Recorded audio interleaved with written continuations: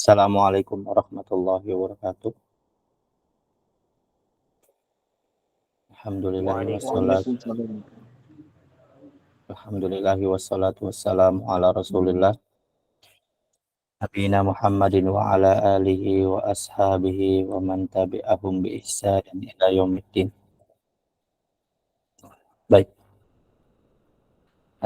sebelumnya saya ucapkan puji syukur kepada Allah Subhanahu wa taala berkat rahmat dan karunia-Nya kita masih diberikan kesempatan untuk dapat belajar kembali di daurah usul fikih dan ilmu hadis. Insyaallah taala pada malam hari ini kita akan membahas mengenai ilmu hadis ya, pembahasan kita mengenai ilmu hadis. Insyaallah taala. Sebelumnya saya minta maaf ya kepada ikhwah sekalian. Qadarullah tadi link kita bermasalah. Jadi perlu perbaikan sebentar dan ganti link untuk dapat rekaman. Baik. Insyaallah taala kita akan memulai pembahasan kita, yaitu membahas tentang kitab At-Tadhkirah fi Ulumil Hadis punyanya Al-Imam Al-Hafiz Sirajuddin Abu Hafsin Umar, kalau dikenal dengan masyhurnya itu Imam Ibn Mulaqin rahimahullahu ta'ala. Sedikit mengenai biografi beliau. Beliau bernama ya Sirajuddin, kalau gelar beliau Abu Hafsin Umar bin Ali ibn Ahmad bin Muhammad bin Abdullah Al-Ansari Asy-Syafi'i, dan dikenal dengan nama Ibn Mulaqin, dan beliau orang Mesir. Beliau dilahirkan pada tahun 734 Hijriah, 723 Hijriah, dan meninggal pada tahun 804 Hijriah. Beliau lahir di Mesir dan meninggal pula di Mesir.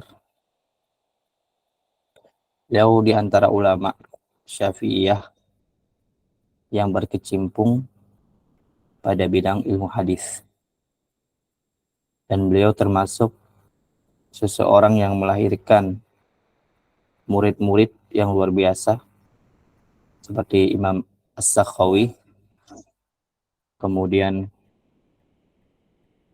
Ibnu Hajar Asqalani juga murid beliau, kemudian Imam Ad-Darimi juga murid beliau, dan lainnya. Dan Imam Al-Iraqi juga murid beliau. Jadi beliau termasuk ulama yang luar biasa ya. Dan tentu harus diketahui bahwasanya seseorang itu dianggap luar biasa keilmuannya apabila dihempit oleh dua hal, yaitu guru yang baik dan murid yang dihasilkannya juga baik. Beliau berguru dengan beberapa ulama yang terkenal ya dalam mazhab Syafi'i, di antaranya Imam Al-Munawi, kemudian As-Subki, Taqiyuddin As-Subki, kemudian Al-Imam Al-Isnawi, yaitu yang pembuat kitab At-Tamhid, penulis kitab At-Tamhid, Takhrijul Furu' 'alal Usul, kemudian Syekh yaitu Al-Imam Ibnul Jamaah tahu ya, pengarang kitab Ta'limul Muta'allim, dan Ibnu Hisham, yaitu seorang ahli lughah dan ahli sejarah, penulis kitab Qatrun Nada wa Walus Soda, dan beberapa kitab lainnya. Wallahu ta'ala alam. Beliau banyak karangan ya, diantaranya kitab ini, kitab Tazkirah fi Ulumil Hadis. Kemudian beliau juga itu punya kitab namanya Tuhfatul Muhtaj fi Adillatil Minhaj. Itu kitab beliau mengeluarkan dalil-dalil dari kitabnya Imam An-Nawawi dalam kitabnya Al-Minhaj, Minhajut Talibin. Beliau mengeluarkan dalil-dalil karena Imam Nawawi hanya menyebutkan matan saja tanpa dalil, dan beliau menyebutkan dalil-dalilnya di kitab Tuhfatul Muhtaj. fi adillatil minhaj. Dan banyak lagi ya kitab-kitab beliau yang kita itu tidak perlu meragukan lagi keilmuan beliau rahimahullahu taala. Beliau meninggal pada tahun 804 Hijriah dan beliau meninggal dalam keadaan insiden yang tertimpa kepada beliau, yaitu kalau nggak salah ya, beliau itu akhir hidupnya ditimpa seperti kegilaan ya, kegilaan seperti gila gitu. Ada yang mengatakan gila, ada yang sampai mengatakan stres gitulah kita bilangnya kurang lebih. Beliau mulai rusak pikiran beliau atau kita bilang kurang normal lagi dikarenakan kitab-kitab beliau yang terbakar. Jadi beliau punya kitab-kitab, kemudian dari hasil beli beliau kah atau dari tulisan beliau kah, itu terbakar semua. Anak pribadi nggak tahu insidennya apa ya, tapi terbakar kitabnya semua. Kemudian dikarenakan itu beliau kemudian stres dan kepikiran yang sampai beliau itu seperti orang-orang yang sakit jiwa dikarenakan hilangnya kitabnya itu. Hatta sampai anak beliau itu mempasung beliau dan memenjarakan beliau di rumahnya sampai meninggal dikarenakan sudah berubah di akhir hayatnya. Semoga Allah Subhanahu wa taala merahmatkan beliau. Ini ulama yang kita bicarakan ini sekarang yaitu Imam Ibnu Mulakin rahimahullah taala. Kenapa dinamakan Ibnu Mulakin? Karena orang tua beliau itu adalah seseorang yang mentalakikan Quran. Mulakin itu orang mentalakikan Quran, membacakan Al-Quran. Jadi namakan Ibnu Mulakin karena bapaknya kerjanya itu qori Quran lah kalau saya bilang. Membacakan Al-Quran, kalau kita bilang ya talkinkan Quran lah sejenisnya. Saya kurang tahu lebih ya seperti apa bentuknya, tapi nama beliau ya seperti itu, Ibnu Mulakin. Dan beliau pribadi sebenarnya tidak suka ya dipanggil Ibnu Mulakin, tapi beliau rahimahullah taala terkenal dengan nama Ibnu Mulakin. Ibnu Mulakin. Baik, itu kurang lebih ya dari sedikit mengenai biografi hidup beliau. Semoga dengan itu kita dapat mencontoh beliau dari hal-hal yang baik dari beliau rahimahullah taala. Kita akan membahas di kitab At-Tazkirah ini dari awal sampai akhir insyaallah taala, dari pembahasan muqaddimah yang hari ini yaitu sampai pembahasan hadis dhaif. Dan insyaallah kita akan menyelesaikan matannya sampai selesai. Dan matan At-Tazkirah ini termasuk matan yang sangat ringkas, yang kalau bagi yang sudah tinggi ilmunya ilmu hadis, maka ini bisa dijadikan sebagai murojaah saja. Dan ataupun untuk kita yang pemula, maka bisa dijadikan sebagai pondasi dasar. Baik. Tunggu saja, sekarang ada yang masuk ya. Yang masuk. Baik.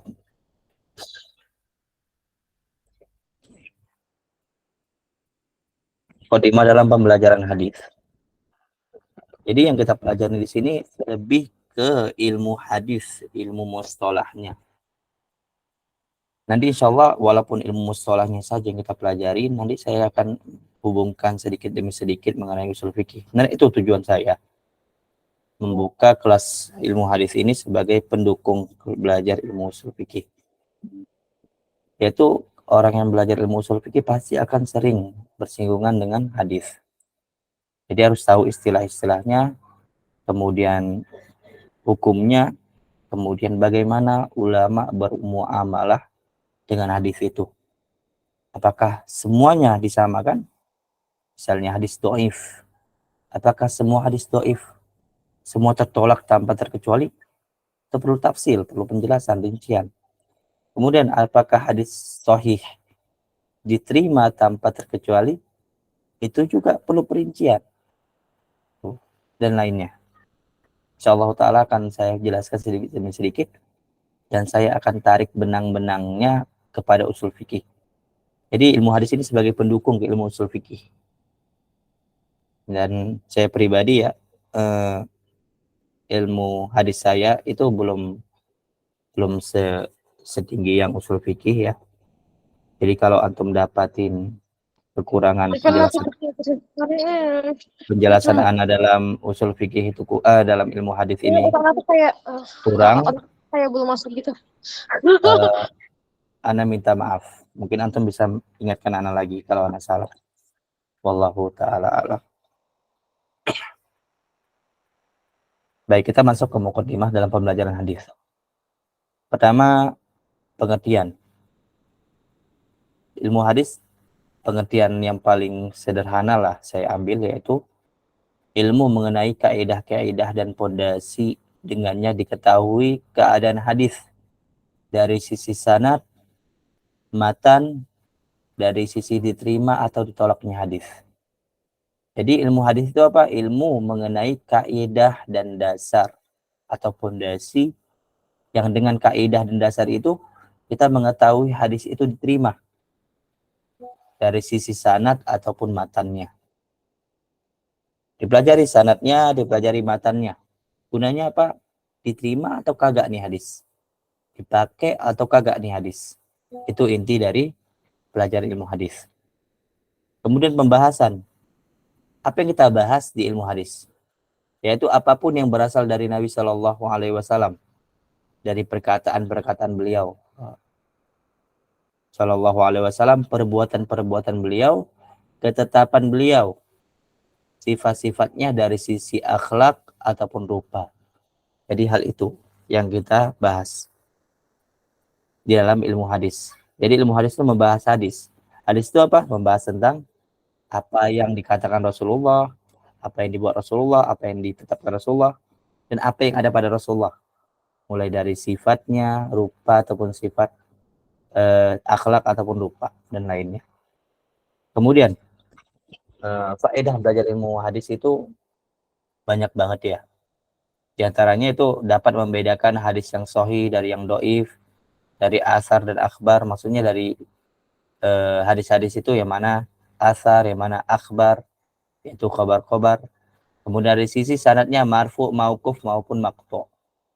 Jadi kita mengetahui pembagian-pembagian hadis, jenis-jenisnya. Kita mengetahui dari ilmu hadis. Adapun dari sisi usul fikih, kalau kita mengetahui ilmu hadis lebih dalam, salah satunya itu kita akan paham bahwasanya paling penting bagi saya pribadi itu ya. Dengan kita mempelajari ilmu usul fikih dibarengi dengan ilmu hadis, kita akan paham kedudukan kita bagaimana ketika berdalil. Kenapa?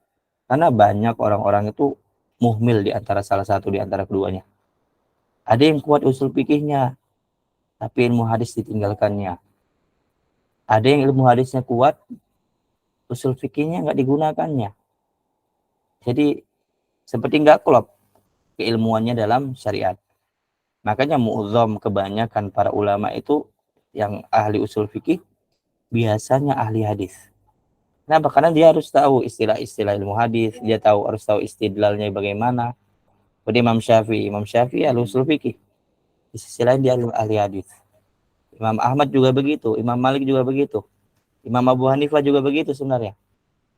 Tapi karena beliau tidak sama tingkatannya atau di bawah dari yang ketiga itu, maka seakan-akan beliau itu tidak paham hadis dianggap orang-orang.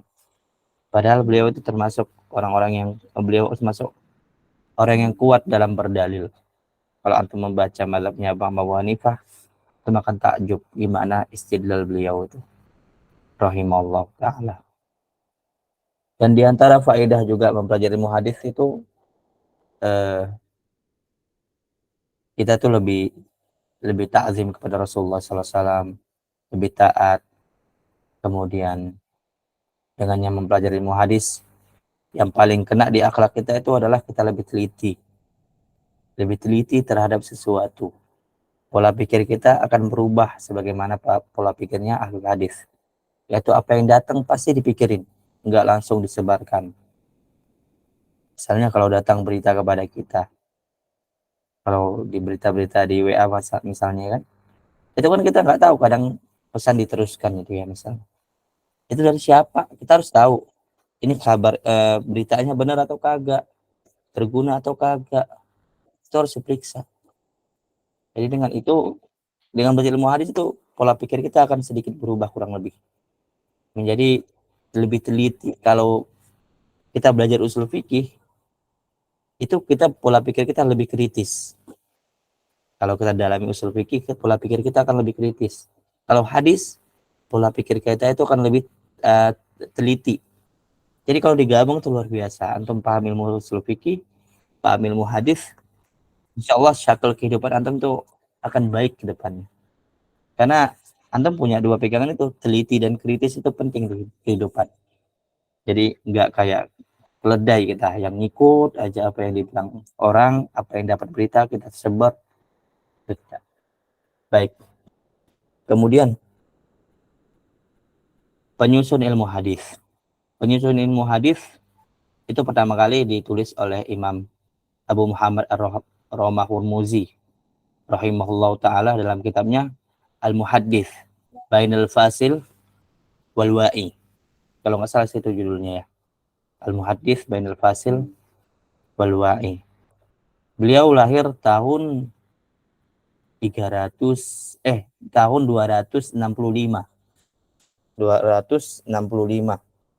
dan meninggal tahun 360. Lahir tahun 265 dan meninggal tahun 360.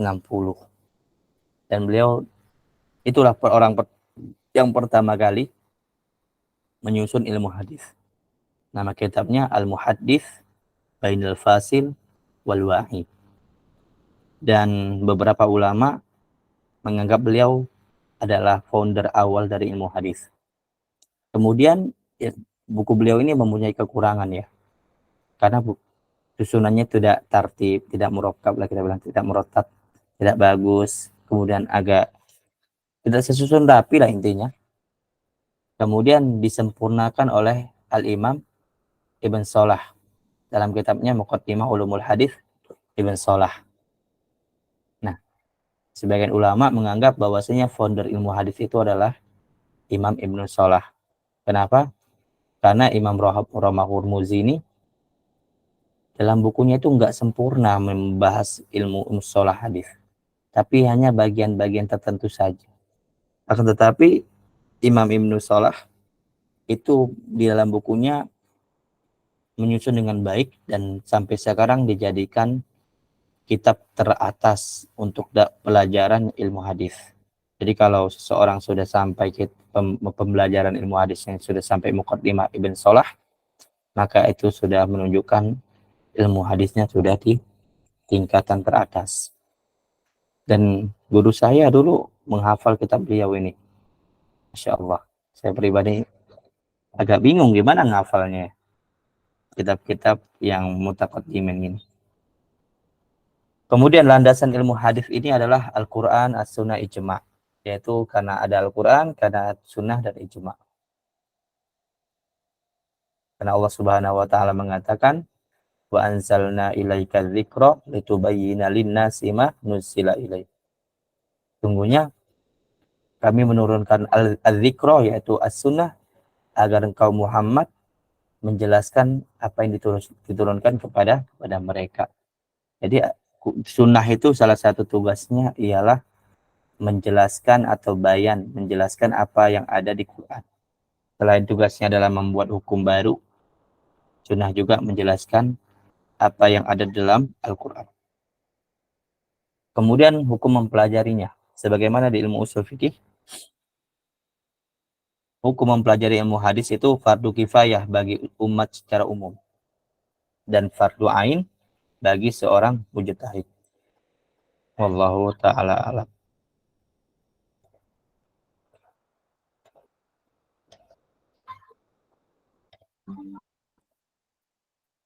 Baik, kita masuk ke muqaddimah. Keutamaan ilmu hadis dari hadis Nabi Shallallahu alaihi wasallam. Rasulullah mengatakan, nadarallahu imra'an sami'a minna maqalati fawa'aha fa'addaha kama sami'aha. Rasulullah mengatakan, Allah belum diterjemahkan ini ya. Insyaallah nanti saya ganti ya. Allah memberikan cahaya pada seseorang yang mendengar dari kami perkataanku, yaitu menyampaikan dari kami, mendengar dari kami perkataan Rasulullah SAW, kemudian menjaganya. Fawa'aha itu menjaganya. Kemudian fa'addaha kama sami'aha. Kemudian menyampaikannya dan mengajarkannya sebagaimana dia mendengarkan hadis itu. Nah, di antara keutamaan ilmu hadis itu, kita mendapatkan diberikan cahaya oleh Allah Subhanahu wa taala dikarenakan kita menyampaikan dan mendengarkan hadis Rasulullah Sallallahu Alaihi Wasallam. Dan dengan kita mempelajari hadis, insya Allah kita bakal banyak bersalawat kepada Nabi Sallallahu Alaihi Wasallam. Rasulullah kan sering mengatakan, barang siapa yang bersalawat kepada aku sekali, maka aku akan bersalawat kepadanya 10 kali. Dengan itu secara tidak langsung kita banyak bersalawat kepada Nabi Sallallahu Alaihi Wasallam. Kemudian keutamaan ilmu hadis dari Imam As-Sakhawi. Sakhawi tadi siapa? Ana bilang siapanya beliau? Imam As-Sakhawi.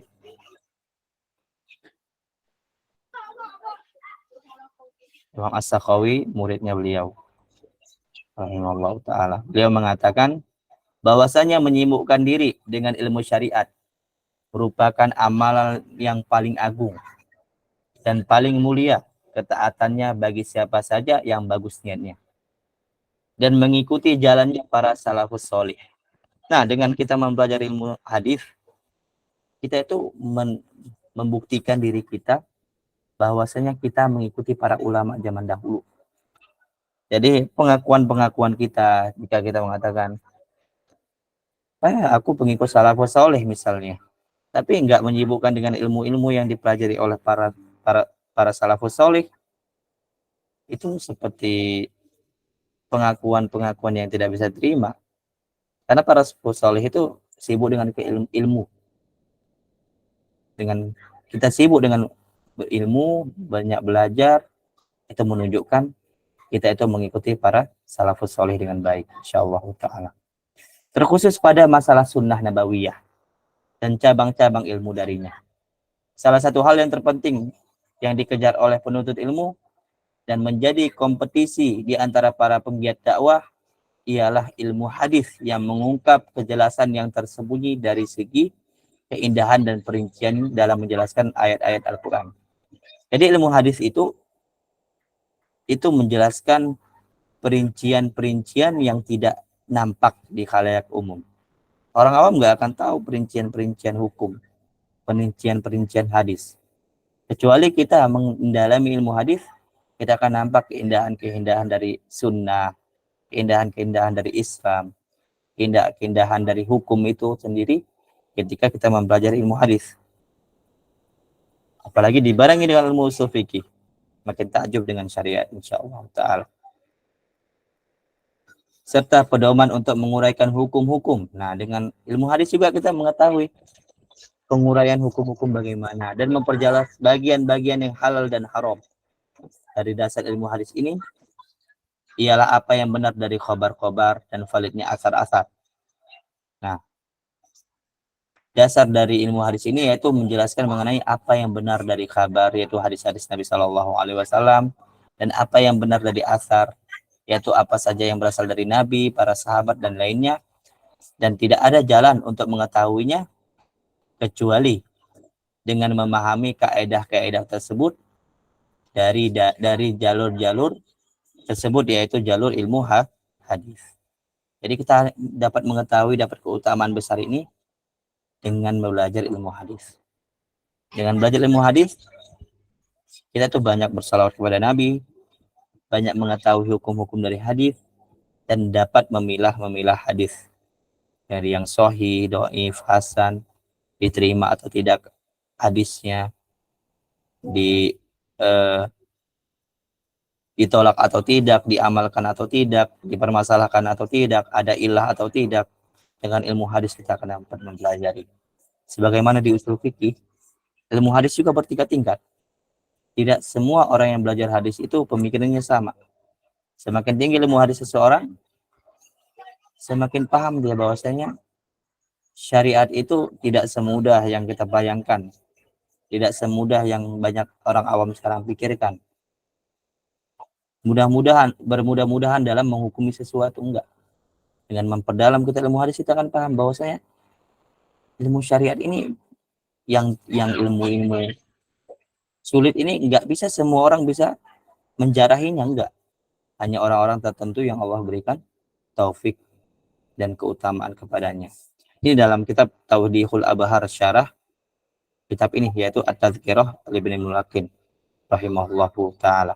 Kalau antum mau baca kitab ini bagus, tapi kitab ini enggak luas ya. Kalau antum mau baca enggak masalah. Kitab ini termasuk kitab yang ringan lah kalau anda lihat ya. Dari penjelasannya juga mudah insyaallah taala.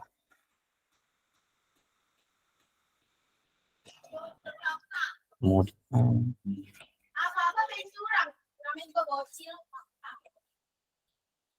Baik, pengertian ilmu hadis.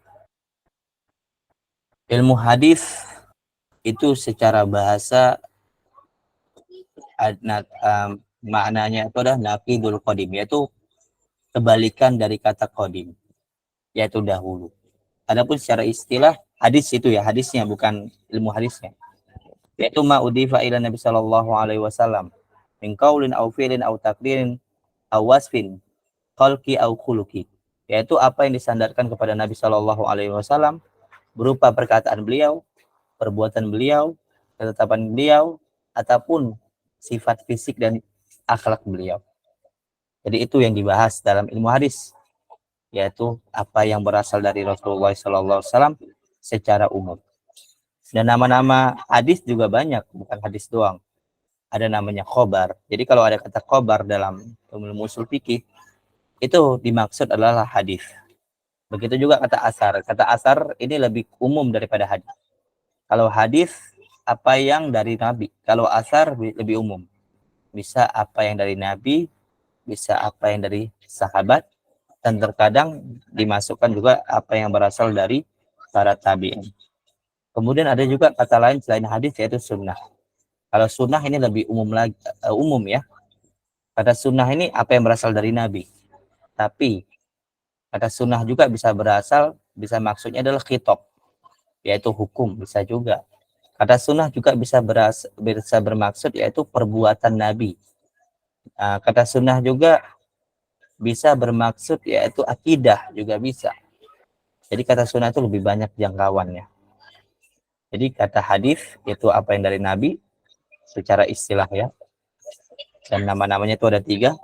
Ada khobar, asar, dan sunnah. Sampai sini paham kira-kira? Yang dimaksud dengan ilmu hadis secara umum. Kira-kira paham? Paham ya? Kalau baik. Kita lanjut. Pengertian ilmu hadis secara istilah.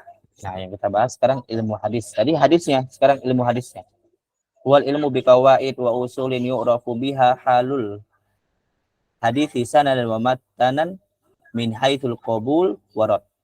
Yaitu ilmu mengenai kaedah-kaedah dan dasar-dasar yang dengannya diketahui keadaan hadis dari sisi sanadnya dan matannya. Kemudian dari sisi diterimanya dan tertolak hadis. Jadi 2 hal yang harus diperhatikan dalam ilmu hadis itu, yaitu sanad dan matan. Ketika sanadnya bagus dan matannya selamat, maka diterima. Jika salah satu di antara keduanya bermasalah, maka ditolak.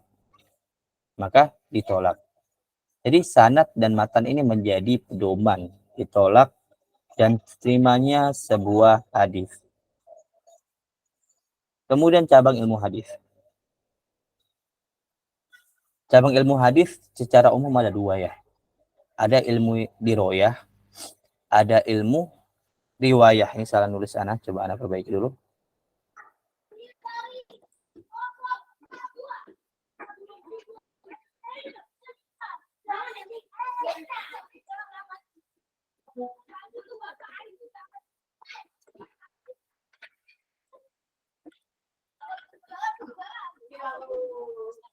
Nah, ada ilmu diroyah dan ada ilmu riwayah.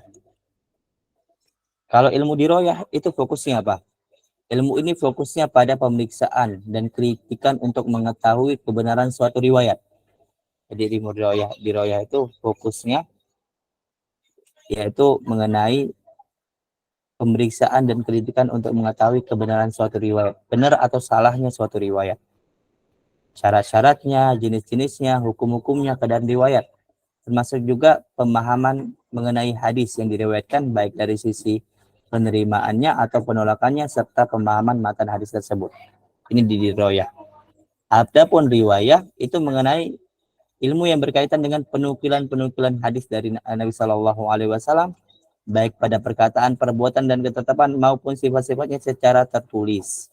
Ini melibatkan penulisan hadis. Jadi ilmu riwayah itu mengenai penulisan.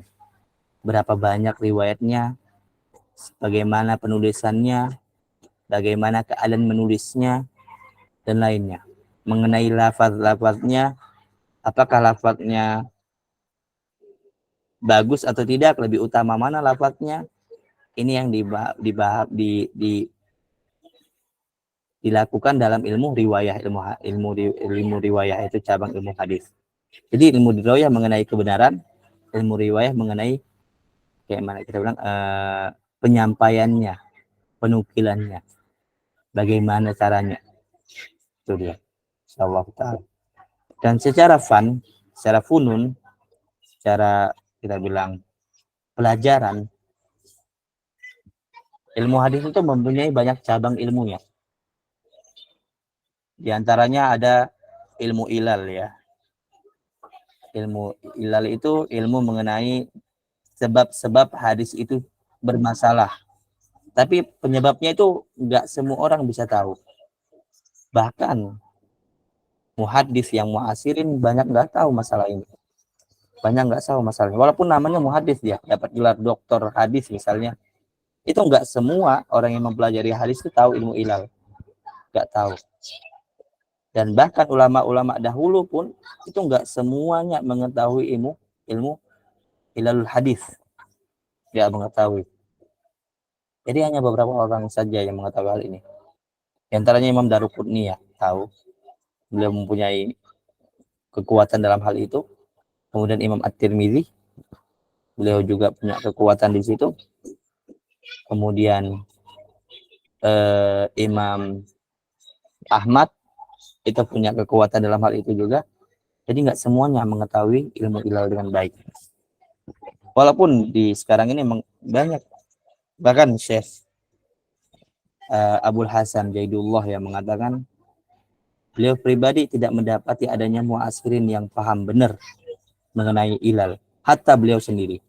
Walaupun beliau mempelajari. Kenapa? Karena ilmu ilal ini ilmu yang sembunyikan, seperti emang sengaja Allah sembunyikan agar apa? Agar keontentikan ilmu hadis itu tetap terjaga, agar nggak semuanya bisa mengklaim dia itu hebat ilmu hadis. Wallahu taala alam. Ilmu ilal itu termasuk ilmu yang susah ya. Nanti saya kasih tahu contohnya misalnya insyaallah. Kemudian ada ilmu jarh wa ta'dil, yaitu ilmu yang mengenai kritikan dan pujian terhadap rawi-rawi atau periwayat hadis. Ada juga ilmu mustalah, ya ilmu mengenai istilah-istilah dalam ilmu hadis. Ada juga ilmu rijal, yaitu ilmu mengenai nama-nama dan biografi para perawi hadis. Misalnya Tahdzibul Kamal, Tahdzibut Tahdzib dan lainnya, banyak lagi ilmu-ilmunya rijal itu, buku-bukunya, dan buku-buku mereka panjang-panjang. Dan itu bukunya berisi biografi doang. Saya pribadi Masya Allah takjub banget ya. Buku-buku macam Tahdzibul Kamal misalnya ya. Itu kan berapa jilid. Itu isinya nama semua, biografi semua. Itu hafalan para ulama itu luar biasa di situ. Kita pribadi aja kadang punya teman sekelas aja lupa namanya. Kadang nggak tahu biografinya. Nah, Ini para ulama zaman dahulu tuh mengetahui biografi para periwayat hadis tuh yang zaman dahulu lah, pada zaman sekarang, abad sekian, siapa saja temannya, siapa saja gurunya, kemana saja dia pergi, kemudian keadaan hidupnya, apakah dia normal dari awal sampai akhir, apakah dia bermasalah, apakah dia soleh atau kagak, apakah sikoh. Itu semua tertulis di buku-buku mereka.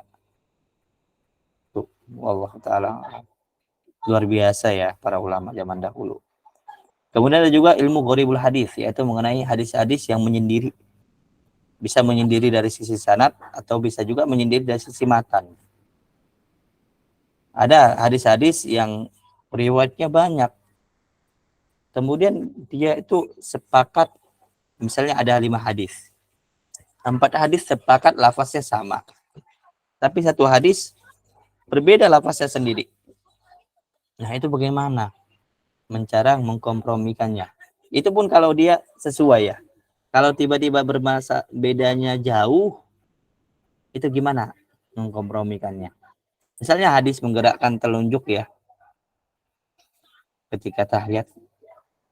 Itu hadisnya bermasalah. Bermasalahnya itu kenapa? Karena banyak jalur. Beberapa jalur Ana lupa ya, tapi Ana kasih simpulan yang sederhana ya.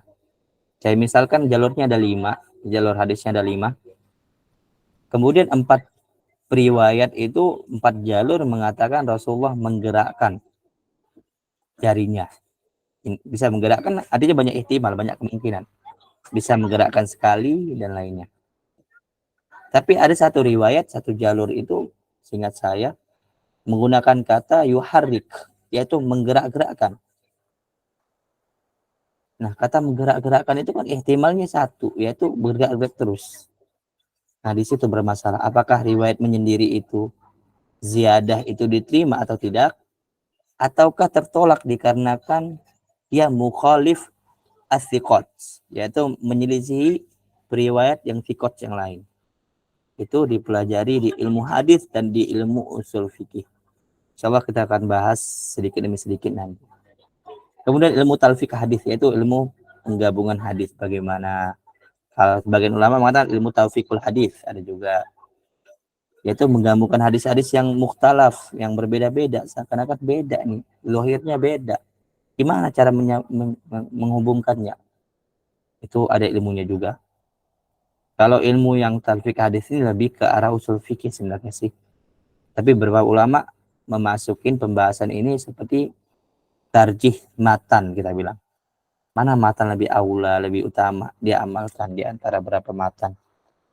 Karena hafalan setiap seseorang itu beda-beda. Perawi itu berbeda-beda hafalannya. Dengan berbeda-beda hafalannya, maka matan itu bisa berbeda-beda. Karena beberapa ulama nggak mensyaratkan bahwasanya periwayatan hadis itu harus dengan lafaz yang sama. Enggak. Tapi boleh diriwayatkan bil makna, dengan maksud dan arti yang sama walaupun lafaznya berbeda. Menggunakan lafaz yang berbeda. Allahu ta'ala alam. Sampai sini teman-teman sekalian paham kira-kira beda ilmu diroyah, ilmu riwayah? Ada yang mau ditanyakan sampai sini?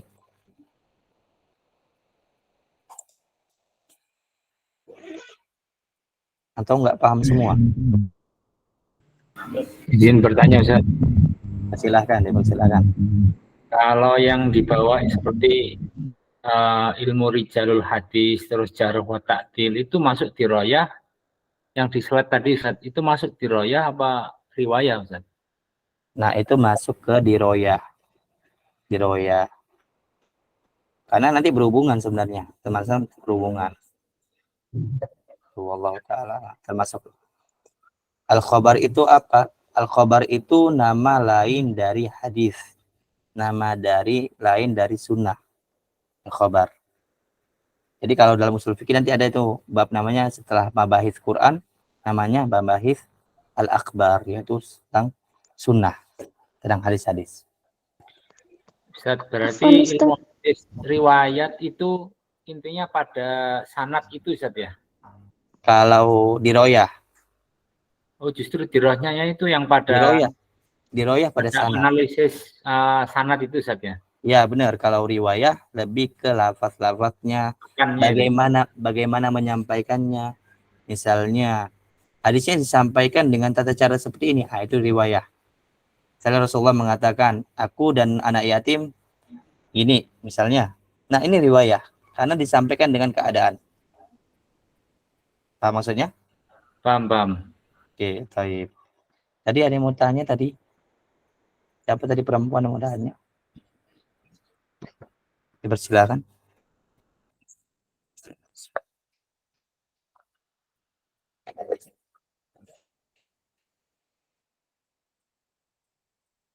Bagaimana para ulama tahu perawi meriwayatkan dengan lafaz atau makna dari hafalan mereka?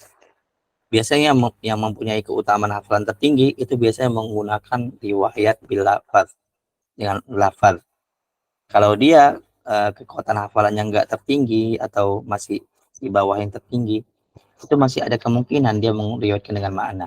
Itu kalau hadisnya ahad, yaitu gorib, satu biji doang hadisnya, nggak ada lain, nggak ada jalur. Cara kedua yaitu ketika dengan apabila jalurnya banyak, itu kan bakal ada yang mirip banget ya riwayatnya. Misalnya dari 4 jalur ada 3 yang lafaznya mirip, satu beda sendiri. Maka bisa dijadikan kemungkinan besar ini 3 diriwayatkan dengan lafaz, sedangkan satu diriwayatkan dengan makna. Bisa dipahami kira-kira? Akh Rizki.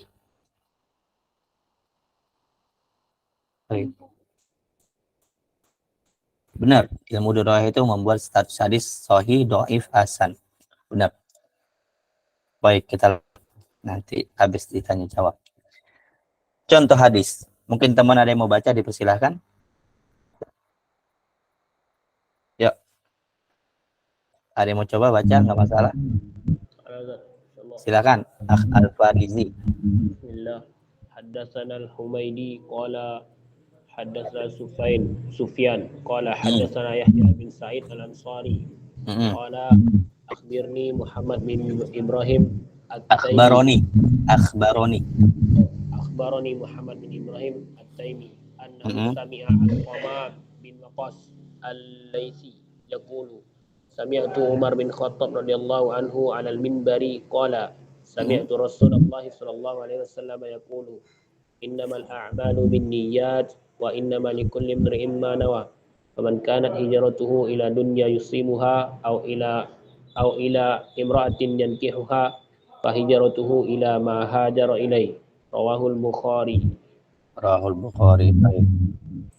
Bisa terjemahin kira-kira? Mau dicoba?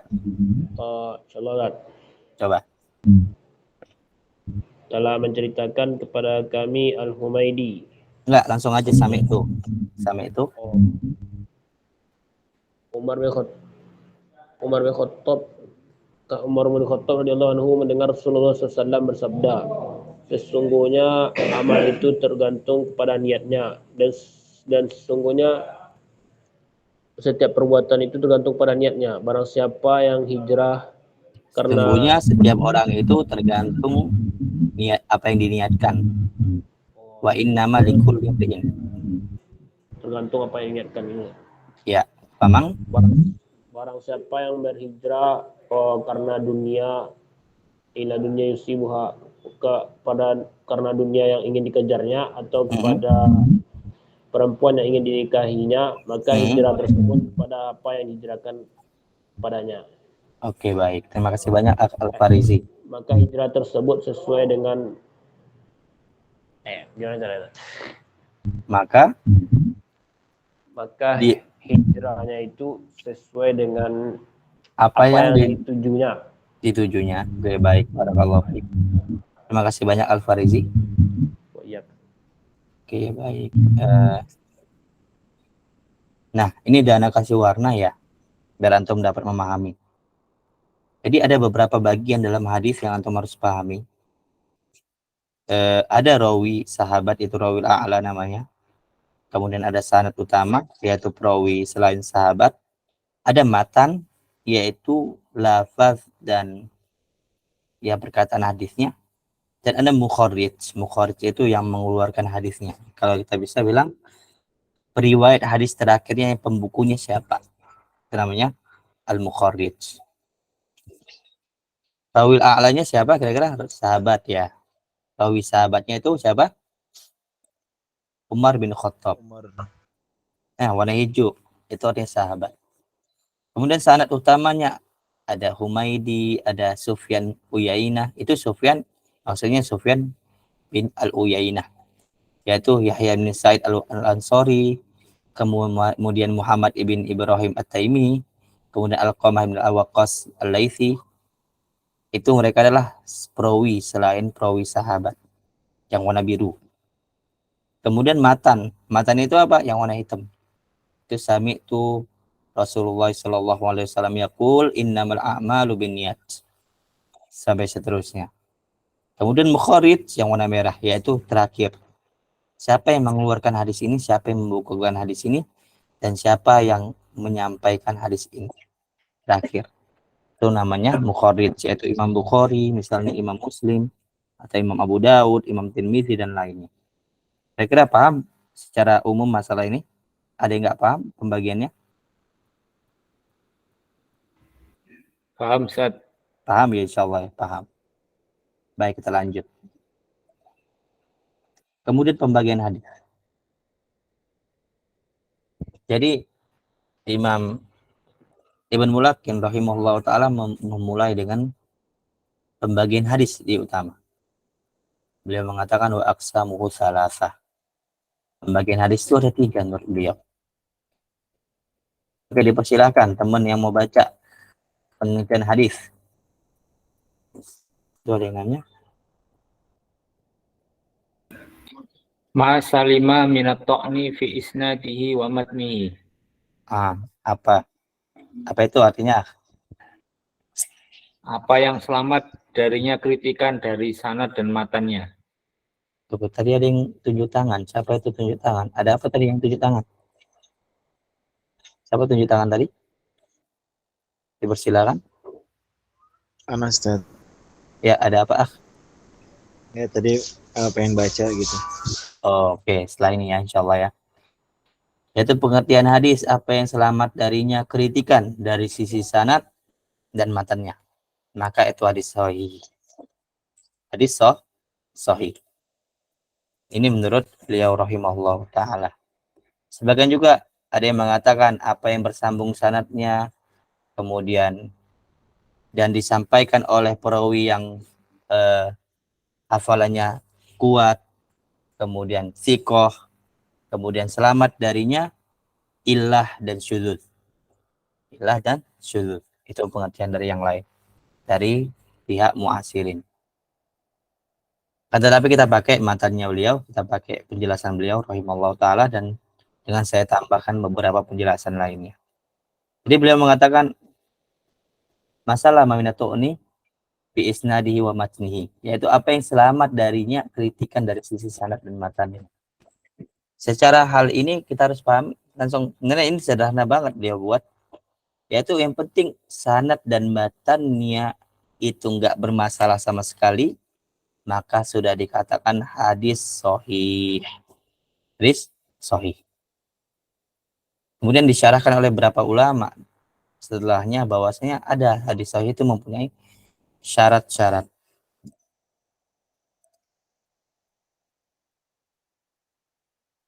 Di antaranya yaitu beberapa membuat syaratnya 4, ada juga yang membuat syaratnya 5.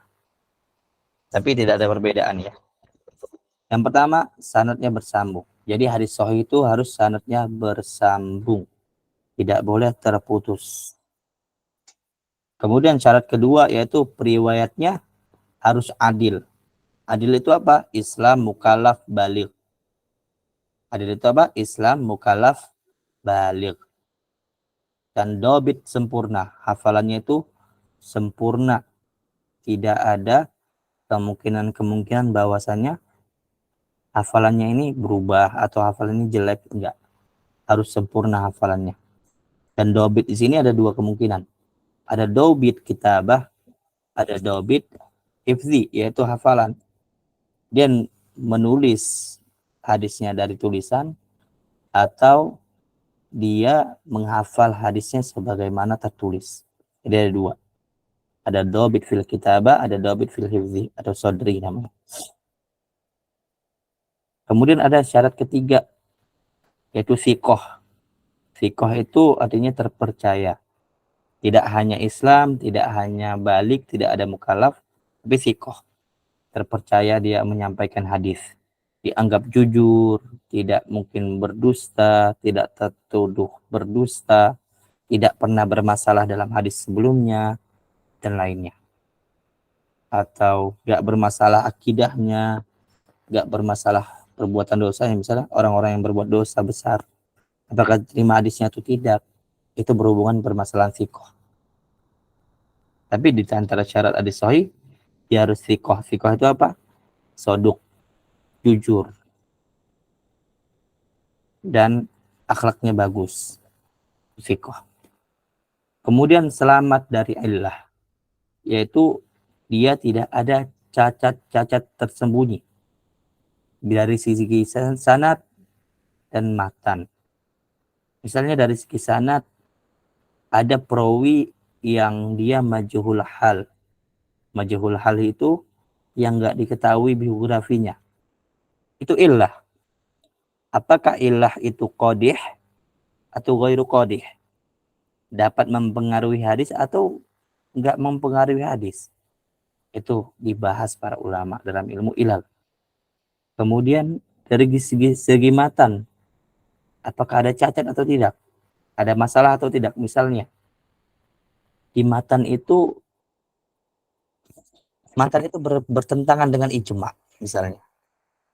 Apakah matannya diterima? Padahal dia sahih. Syaratnya bersambung, diriwayatkan oleh adil dobit yang sempurna, diriwayatkan oleh orang yang siqoh. Tapi di matannya itu ada sesuatu yang bertentangan dengan ijma. Misalnya, siapa yang hafal hadis mengenai ketaatan kepada penguasa? Ada yang hafal? Qulubuhum qulubus syayatin. Ada yang hafal dari awal sampai akhir?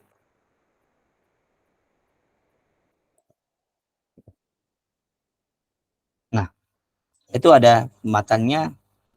Sebelum itu anak tanya sama antum semua. Boleh nggak seseorang mengambil harta orang lain dalam Islam? Enggak. Boleh tidak? Tidak, Ustaz. Dengan cara Tidak paksa boleh boleh. nggak kira-kira? Boleh nggak? Nggak boleh. Tidak Nggak boleh. boleh. Nggak boleh. Sepakat kita kira-kira? Sepakat. Tapi Rasulullah bilang mengenai penguasa zalim, wa in duriba dhahruk wa ukhidha maluk. Apa artinya? Dipukul, kemudian juga diambil hartanya. Apa setelah itu Rasulullah bilang? Isma'u wa ati'u, Ustaz. Isma wa ati'. Dengar dan taatlah. Kira-kira matan itu bermasalah atau enggak? Baru kepikir sekarang enggak kira-kira?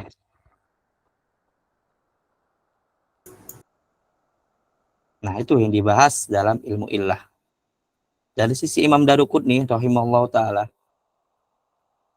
dan ya Imam Daruqutni, beliau menolak hadis itu. Kenapa? Karena bertentangan dengan kaidah dasar Islam. Apa kaidah dasar Islam? Harta seseorang itu haram sampai diizinkannya dan diridhoinya.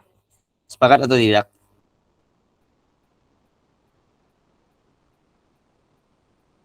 Sepakat nggak kira-kira harta seseorang itu haram diambil kecuali diizinkan dan diridhoinya? Sepakat kita. Tapi di hadis itu kok beda. Wa in duriba dhahruk wa ukhidha maluk fasma wa ati'. Dengarkan dan taatilah. Artinya boleh ngasih duit kayak gitu sama penguasa. Nah, itu dipermasalahkan. Anak bukan berarti mengikuti atau tidak mengikuti pendapat beliau, tapi ini salah satu ilmu ilal. Mungkin ini yang perlu kita dibahas. Itu ilmu ilal. Ada permasalahan-permasalahan, apakah tambahan kata-kata itu ialah tambahan dari perawi ataukah itu permasalahan emang dari Nabi? Artinya dikhususkan hukum dasarnya nggak boleh kecuali dari penguasa. Kan banyak kemungkinan kan? Nah, itu contohnya. Insya Allah kita akan bahas sedikit demi sedikit di usul fikih. Jadi seru belajar usul fikih sama ilmu hadis itu agak klop. Kalau antum nyambung, alhamdulillah banget. Tapi kalau nggak nyambung, ana minta maaf. Tapi teman-teman nyambung nggak kira-kira yang ana maksud kira-kira dari tadi? Nyambung nggak kira-kira? Sambung Ustaz. Izin. Allah. Ya Ustaz. Tadrij. Pertama insyaallah. Oke, baik. Jadi kurang lebih itu ya, contoh ilah pada matan. Itu yang dibahas para ulama. Mungkin itunya mic-nya diperhatikan, jangan dibuka terus-menerus. Baik. Kira-kira hadis sahih paham ya insyaallah ya. Paling mudah insyaallah hadis sahih. Kita masuk ke hadis, contoh hadis sahih tadi. Kenapa hadis ini dikatakan sahih? Ana minta sama antum baca nama kemudian rutbahnya aja.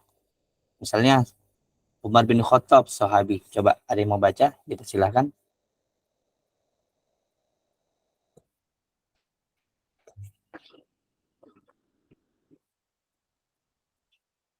Ya, dipersilakan yang mau baca.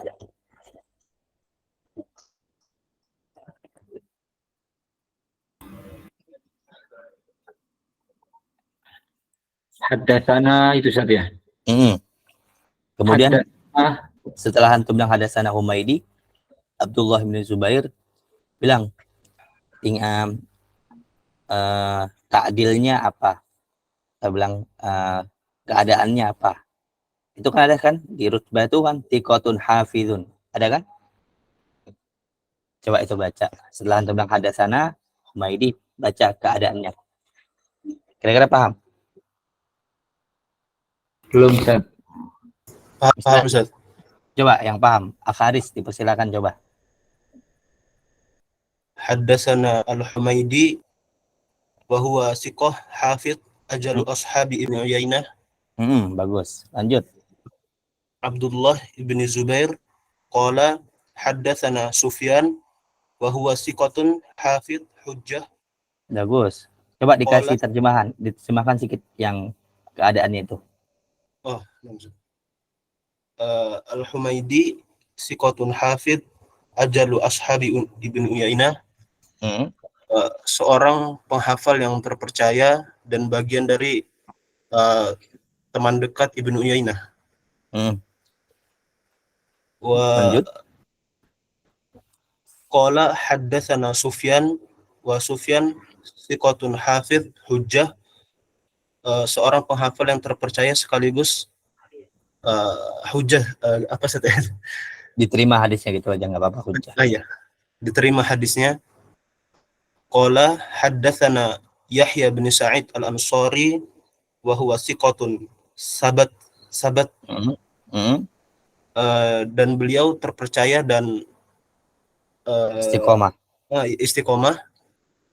Akhbarani qala akhbarani Muhammad ibn Ibrahim At-Taimi. Muhammad ibn Ibrahim At-Taimi siqah terpercaya. Annahu sami'a Alqamah ibn Waqqas Al-Laitsi. Alqamah ibn Waqqas Al-Laitsi siqatun sabat, terpercaya dan istiqomah. Sami'tu Umar bin Al-Khattab radhiyallahu anhu 'alal mimbar. Umar bin Al-Khattab sahabi. Oke, baik. Terima kasih banyak, Akh Haris. Oh iya. Jadi kan antum mendengar semua siapa rawinya dan keadaannya.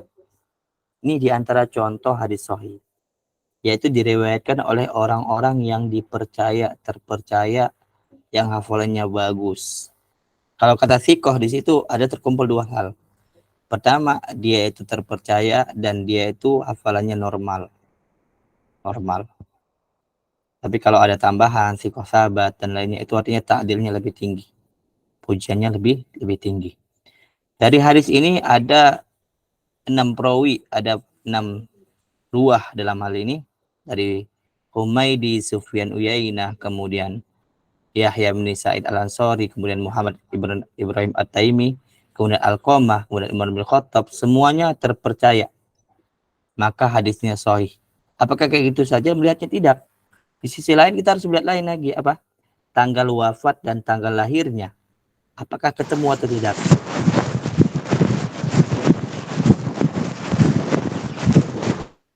apakah ketemu atau tidak tanggal lahir dan tanggal wafat.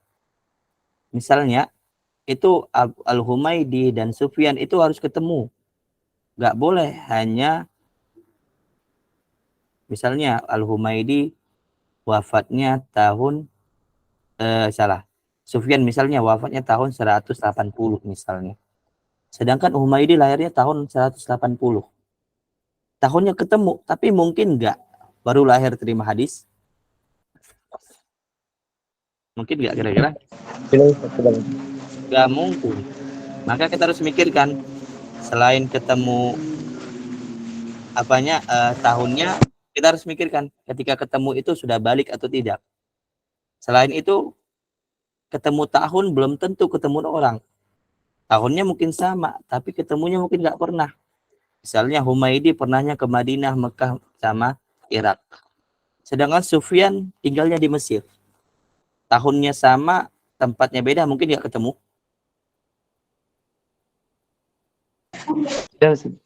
Nggak mungkin. Itu juga harus dipikirkan dalam ilmu hadis.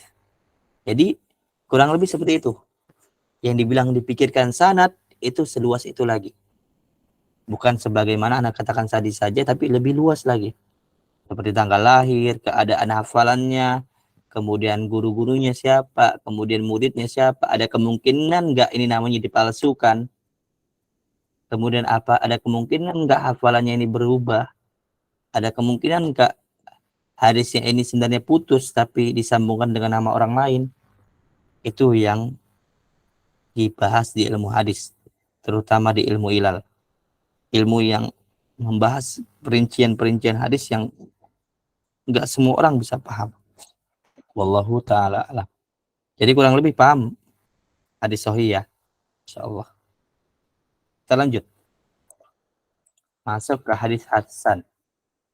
Dipersilakan yang mau baca.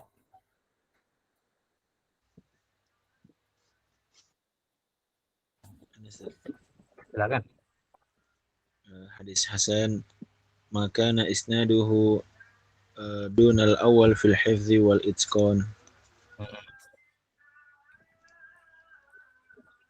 Hadis hasan itu adalah hadis yang sanadnya di bawah sanad hadis sahih pada hafalan dan itqannya.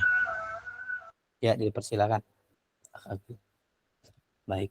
Jadi hadis hasan itu makana isnaduhu dunal awal fil hifzi wal itqan. Apa yang keadaan sanadnya di bawah keadaan hadis sahih pada hafalan dan itqan. Yaitu itqan ini lebih ke apa ya kita bilang? Lebih ke validnya suatu sanad. Lebih di bawah sedikit dari hadis. Di bawah sedikit dari hadis. Secara syarat tidak jauh beda dengan hadis sahih. Bahkan sebagian ulama dahulu itu hanya membagi hadis itu terbagi menjadi dua saja, yaitu hadis hasan dan hadis sahih dan hadis dhaif saja. Di antaranya Imam Bukhari itu ya termasuk ulama yang membagi cuma dua. Kemudian para ulama dahulu seperti Imam Syafi'i itu kadang beliau menggunakan kata hasan, menggunakan kata sahih, tapi maksudnya satu, sahih. Bukan berarti hasan yang dimaksud Imam Syafi'i itu di bawah keadaan hadis sahih yang kita maksud, enggak. Tapi maksudnya hasan dulu itu maksudnya sama dengan kata sahih. Itu Imam Syafi'i zaman dahulu. Karena beliau para ulama dahulu itu hanya membagi dua jenis saja. Kemudian datang ulama setelahnya membagi jadi 3 jenis. Itu syaratnya enggak jauh beda sama hadis sahih. Dan hadis hasan syaratnya sama. Sanadnya harus bersambung juga. Periwayatnya harus adil, dan adil ini harus ya. Kalau nggak adil, riwayatnya tertolak full. Jadi harus Islam balik akil. Adil itu maksudnya Islam balik akil. Dan dobit tidak sempurna. Nah, hafalannya tidak sebagus yang sahih. Mungkin dia hafalannya bagus, tapi pernah salah sedikit kah? Atau terkadang mengucapkan hadis itu dengan makna kah? Atau kadang beberapa hadisnya sering bermasalahkan kah? Itu misal-misalnya. Jadi nggak sesempurna selevel dengan hadis yang sahih hafalnya. Ataupun ketikohannya sama seperti hadis yang sahih, nggak boleh beda. Hadis sahih dan hadis hasan sikohnya harus sama, tidak boleh beda. Tidak boleh dia riwayat ahlul bid'ah misalnya, kemudian nggak boleh juga riwayatnya orang yang bermasalah dalam dosa besar, nggak boleh riwayatnya itu muttaham bil kadzib, yaitu tertuduh menipu dan lainnya. Jadi sama masalah sahih sama hasan dalam hal sikoh. Kemudian selamat dari illah sama seperti sahih, tidak ada bedanya. Baik, contoh hadis hasan. Dipersilahkan. Ada yang mau baca? Bismillah. Silakan. Haddatsana Qutaibah qala haddatsana Ja'far bin Sulaiman al-Dubai Ya. an Abi Umran al-Jawni Umaran. Imran. Oh, Imran. An Abi Imran al-Jawni an Abi Bakar bin Abi Musa al-Ash'ari qala sami'tu Abi bihadratil adwi yaqulu qala Rasulullah sallallahu alaihi wasallam inna abwabal jannati tahta dhilalis suyufi rawahu Tirmidzi. Tahu artinya? Sesungguhnya pintu-pintu surga itu di bawah kilatan pedang riwayat Tirmidzi. Di bawah naungan pedang ya, saya bisa bilang gitu. Boleh, nggak masalah juga sih. Barakallahu fiik. Ini riwayat At-Tirmidzi. Baik. Oke, ana mau nanya sama teman-teman sekalian. Siapa mukharid dalam hadis ini? Tirmidzi, Pak. Imam Tirmidzi. Tirmidzi, bagus. Imam At-Tirmidzi. Bagus. Siapa sahabat yang mengucapkan hal ini?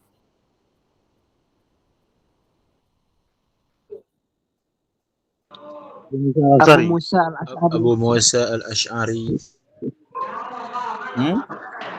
Ayo, apa ini? Abu Perhatikan Musa loh. al-Ash'ari. Siapa, ayo? Abi Bakrin ya. Abdullah bin Qais al-Ash'ari. Abi yang mengucapkan. Abinya itu sahabat. Abinya sahabat. Bukan Abu Musanya, tapi abinya, yaitu Abdullah ibn Qais al-Ash'ari. Itu dia yang mengucapkan. Kata abi di situ maksudnya sahabat Rasulullah Sallallahu Alaihi Wasallam. Baik. Sisanya di atas kata abi itu siapa? Ruahnya, perawinya. Bapakku. Bapakku, abi. Iya. Baik. Oke, ada yang mau baca kayak Haris tadi? Dipersilakan, ada yang mau coba?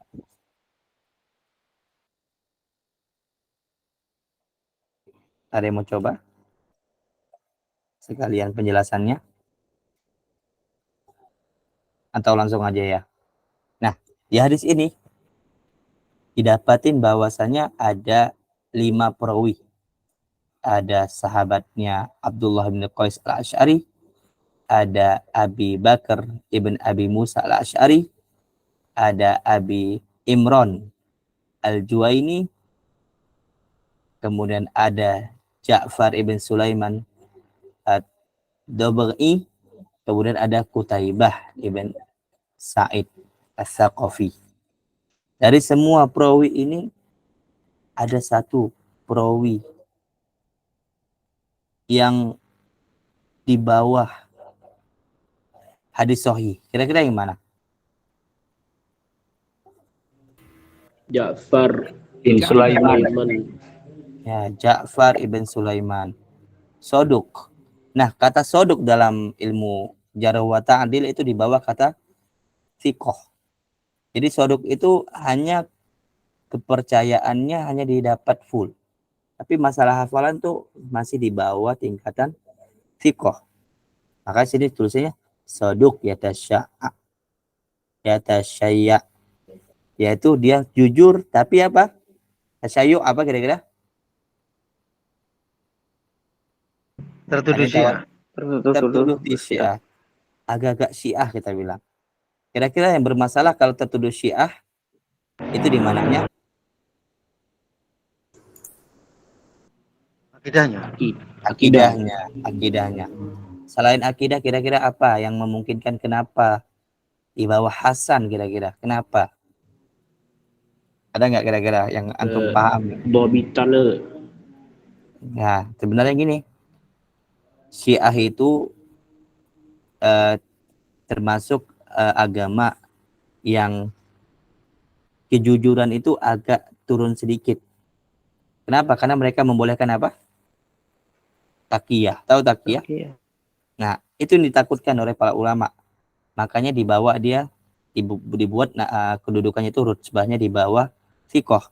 Kenapa? Karena ada kemungkinan walaupun ihtimalnya doif, tapi ada kemungkinan maka dia tidak dimasukin ke dalam keadaan orang-orang yang thiqah.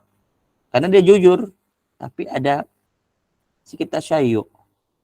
Dan beberapa ulama itu ada yang mengkolongkan tasyayyu di sini berapa ya jenis ya. Di antara yang paling ringan itu ialah mengutamakan Ali di atas Utsman.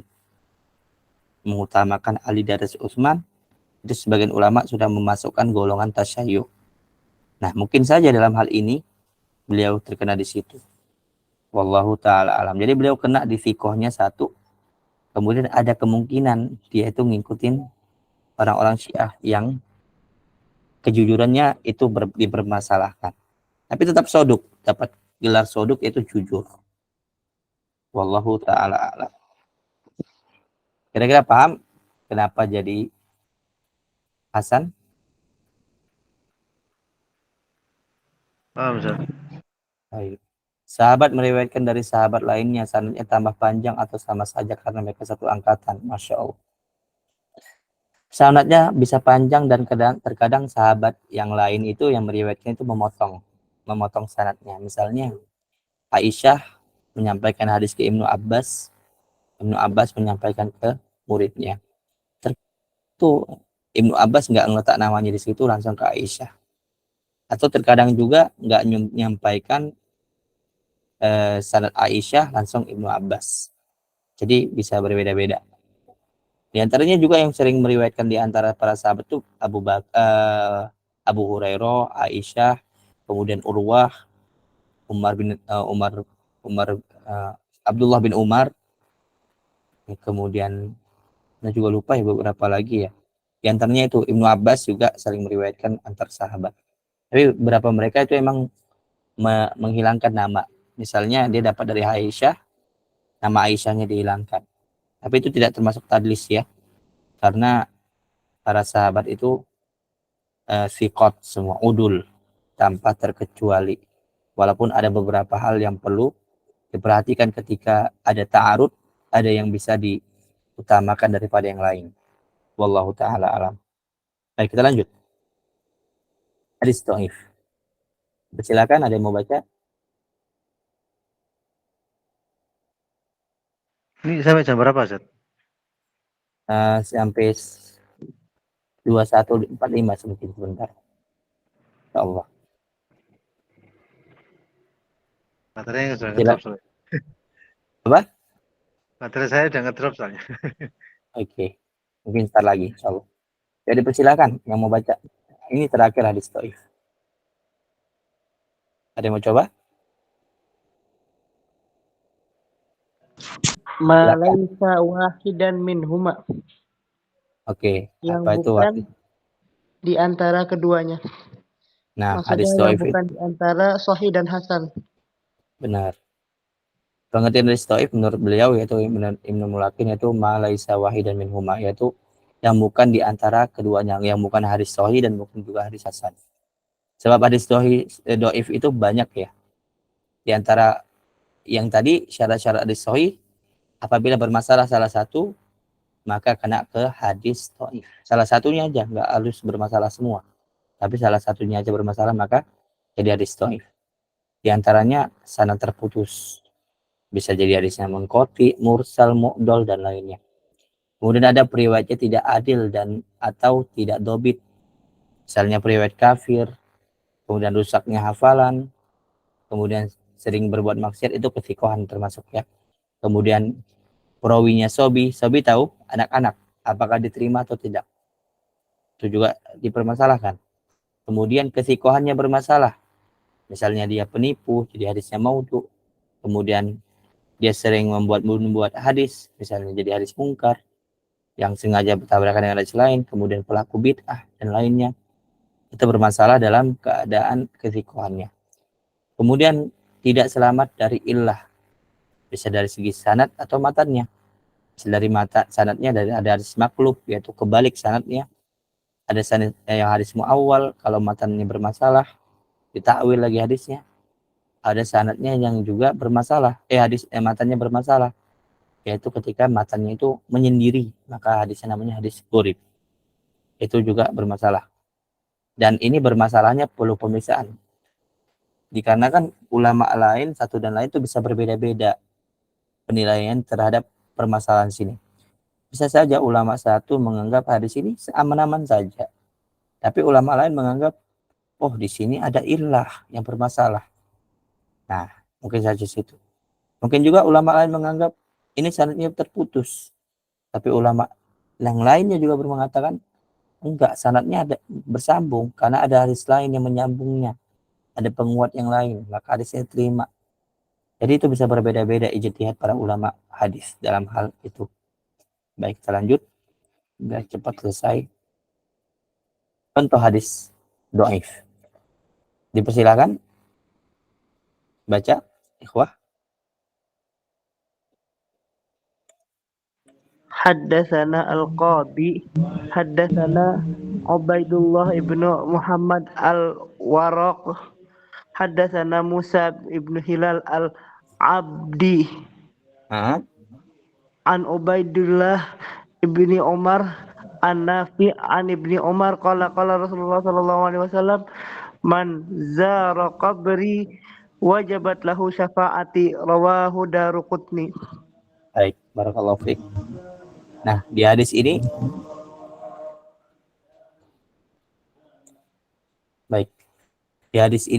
ada rawi yang bermasalah.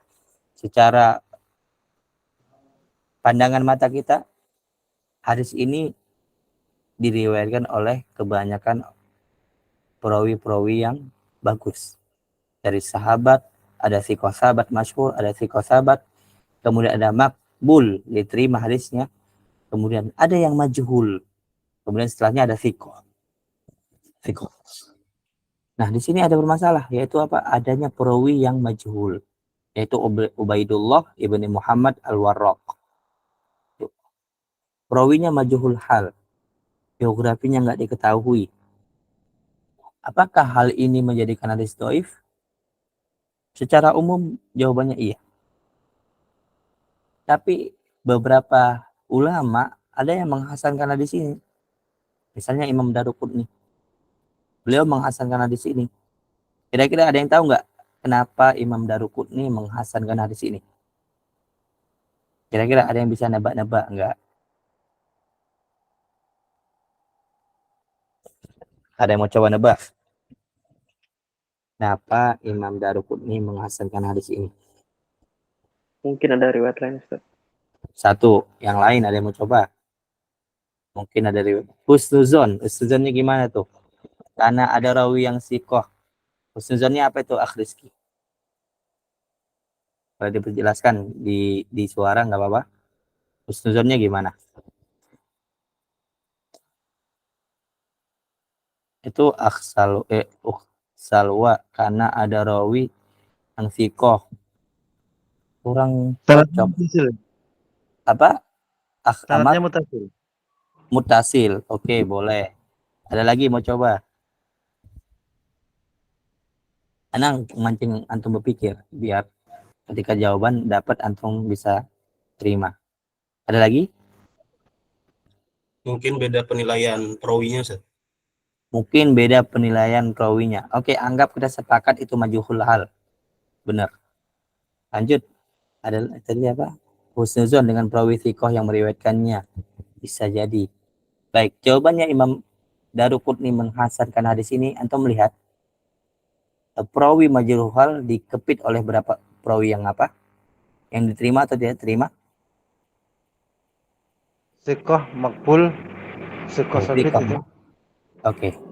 Di atas si Ubaidullah ini siapa? Musa ibn Hilal. Ya kan? Musa ibn Hilal. Dan di beberapa riwayat, beberapa penjelasan, Musa ibn Hilal ini thiqah. Beberapa juga mengatakan makbul. Tapi intinya diterima hadis. Dan diakui kejujurannya. Dan kemudian di bawahnya ada si Mahamili. Al-Qadi Al-Mahamili. Yaitu seorang thiqah. Imam Daruqutni rahimahullah ta'ala menghasankan hadis ini karena beliau mempunyai kaidah. Apabila ada perawi majhul hal, yaitu majhul yang nggak diketahui biografinya, tapi diriwayatkan di atas dan di bawahnya adalah orang yang terima hadisnya, maka husnuzonnya beliau yang majhul ini termasuk orang yang diterima hadisnya. Kenapa? Karena hukum dasar seorang muslim itu diterima atau ditolak beritanya. Jadi kita nggak tahu si Ubaidullah ini siapa. Tapi kita tahu dia Islam karena ada nama Ubaidullah. Hukum dasar orang muslim itu diterima atau tidak hadisnya? Diterima. Karena Allah mengatakan inja akum fasikun binabain fatabayyanu. Benar enggak? Maka mafhum mukhalafahnya apa? Pemahaman kebalikannya apa? Kalau data yang nggak fasik nggak perlu tabayun, Ustaz. Nggak perlu tabayun. Benar kan? Maka besar kemungkinan si Ubaidullah ini fasik atau bagus. Orang muslim hukum dasarnya apa? Taat atau fasik? Orang muslim hukum dasarnya Taat. taat. Maka dari situ Imam Daruqutni membuat alasan bahwasanya ini hadisnya hasan. Kenapa? Hukum dasar seorang muslim itu taat. Hukum dasar seorang muslim itu jujur. Jika kita ragu dia jujur ataupun tidak jujur, maka kembali ke hukum dasar dia jujur. Maka dianggap beliau yang majhul hal ini husnuzon kita, beliau termasuk orang yang jujur. Ketika kita husnuzon orang yang jujur, yang biografinya ini nggak ketahui, maka hadisnya jadi sahih atau enggak? Jadi diterima atau tidak? Diterima. Diterima. Jadi itu. Jadi sahih ataupun tidak sahih itu tergantung pandangan para ulama. Sebagian ulama enggak nerima kayak gitu kaidahnya Imam Daruqutni. Kenapa? Hukum dasar berita itu ya kita tolak. Kita kan nggak tahu. Ini masalahnya soalnya ini hadis. Hadis itu bukan masalah terima atau kagak berita doang, tapi mengenai halal dan haram. Maka Allah mengatakan wala taqulu alsinatukum apa ya? Allah. Wala taqulu lima tasifu alsinatukumul kadzib. Hadza halalun wa hadza haramun. Litaftaru 'alallahil kadzib. Gak bisa kita mengatakan halal dan haram itu dengan perkataan biasa doang, bener kan? Harus dengan kepastian. Maka sebagian ulama menghukumi dasar bahwasanya majhul hal itu dihukumi nggak diketahui. Kalau nggak diketahui maka nggak diterima. Wala taqfu ma laysa laka bihi ilm. Innas sam'a wal basara wal fuadaka ulaika kana anhu mas'ula. Nggak boleh kalian itu mengucapkan apa yang nggak ada keilmuan dalamnya. Ini kira-kira majhul hal, ada nggak ilmu dalam hal itu? Nggak ada, Ustaz. Nggak ada. Maka sebagian ulama menganggap ini hadisnya dhaif. Sebagian menganggap ini hadisnya hasan. Jadi ini antum harus pahami dalam usul fikih ini. Kenapa penghukuman sebuah hukum itu bisa berbeda-beda? Di antaranya adalah cara memandang sebuah hadis. Apakah itu sahih, dhaif ataupun hasan. Ulama bisa berbeda. Jadi ketika misalnya ada yang mengatakan hadis ini sahih, mungkin aja ulama lain tuh nggak terima itu sahih. Kita mengatakan hadis ini dhaif, mungkin saja ulama lain itu nggak terima klaim antum dhaif. Jadi itu kembali ke ijtihad dan cara pandang ulamanya masing-masing. Jadi kalau antum pahami masalah ini, masalah ilmu hadis itu masalah ijtihad penilaiannya, maka antum akan pahami bahwasanya kita harus berlapang dada dengan apa saja yang datang dari fikih, karena fikih itu asalnya dari hadis kebanyakan. Tuh. Makanya kalau ada nengok orang yang keras-keras masalah kayak gini, itu mungkin harus benar-benar dipelajari ilmu hadis. Kenapa? Karena dia harus tahu hadis itu sahih dhaif itu enggak sesuatu yang qat'i, sesuatu yang pasti enggak. Kecuali dia mutawatir. Maka kalau dia mutawatir pasti sahih. Kalau dia disepakatin para ulama dia dhaif, maka pasti dhaif. Tapi bisa diamalin atau enggak itu perkara belakangan, perlu rincian. Tapi kalau hadis sahih yang mutawatir, maka kita bilang pasti sahih. Kalau ada yang mengatakan dhaif, maka itu bermasalah dan berdosa. Tapi kalau hadis yang ahad ataupun hadis yang masyhur, ada yang mendoifkan, ada yang mensahihkan, ada yang menerima ataupun kagak, itu hal biasa dalam ijtihad, dalam ilmu hadis. Yang bermasalah itu apabila kita memaksakan pendapat kita kepada orang lain dalam perkara ijtihad. Jadi kurang lebih itu mengenai hadis dhaif.